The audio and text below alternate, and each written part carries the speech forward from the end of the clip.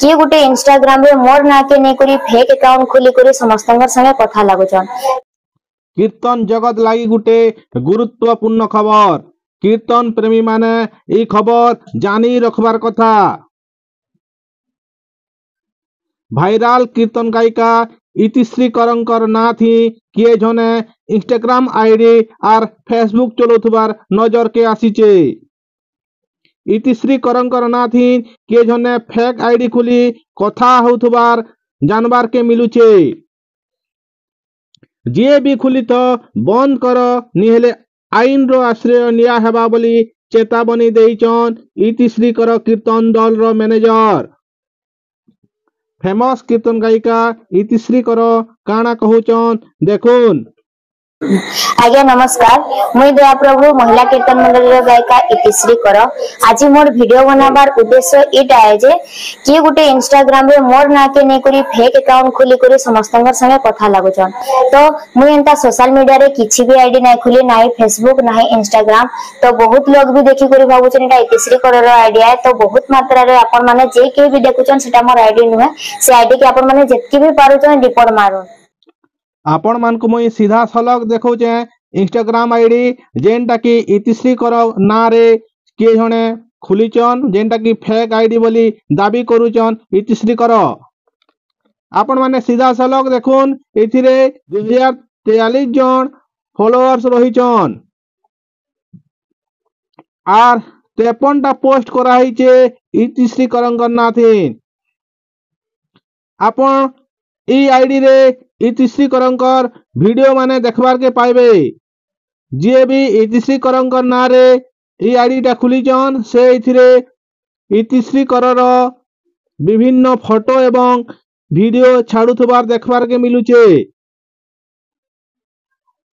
विभिन्न social media YouTube रु संग्रह करी ई सबु छड़ा जाउचे बागी जना पड़ुचे।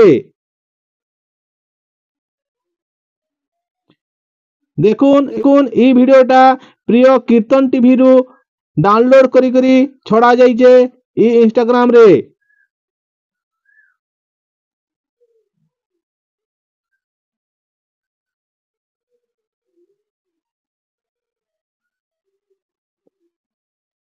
विभिन्न वीडियो इतिश्रीकर ई आईडी रे छड़ा हेइचे।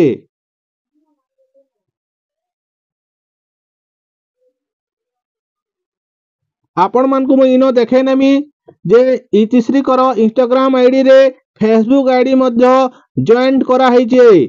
देखुन आपण माने ए जगह रे फेसबुक प्रोफाइल के टच कले फेसबुक प्रोफाइल खुली जाउचे जेनथिरे की 1700 फ्रेंड इतिश्री करंकर नारे खुला हेइचे।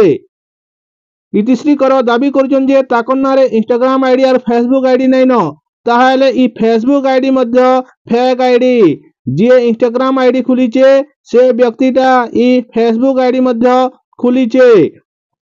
देखुन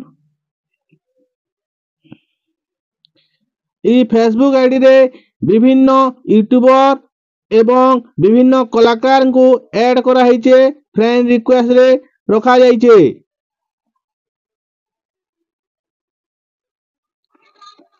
एवं इथिरे इतिश्री करंकर वीडियो माने अपलोड करा हेइचे। दर्शक बंधु आपण मान को फेसबुक आईडी एवं इंस्टाग्राम आईडी देखे देली सीधा सलग भाव रे जेनटा की इतिश्री कर फेक आईडी अलगा के जने खुलीचन बोली दाबी करूचन। तो आपण मान को अनुरोध सबे अनफ्लो करी दोन आउ ई फेक आईडी के आपण माने रिपोर्ट मारुन। इहादे मैनेजर आज्ञा काना कहूचन जे भी देखी नोन। आज्ञा नमस्कार, मुई भत्रा दया प्रभु महिला कीर्तन मंडली रो मैनेजर कहूचे। आमर इतिश्री कोरोना रे कि गोटे फेक आईडी करी आज्ञा समस्त साथ कथा लगुचन। दयापूर्वक जे भी से आईडी करचन आपन अति शीघ्र बंद कर दोन। आ यदि बंद नहीं कर पुनर्बार चलाले हमको दोष ना दे पछा कोनसी भी एक्शन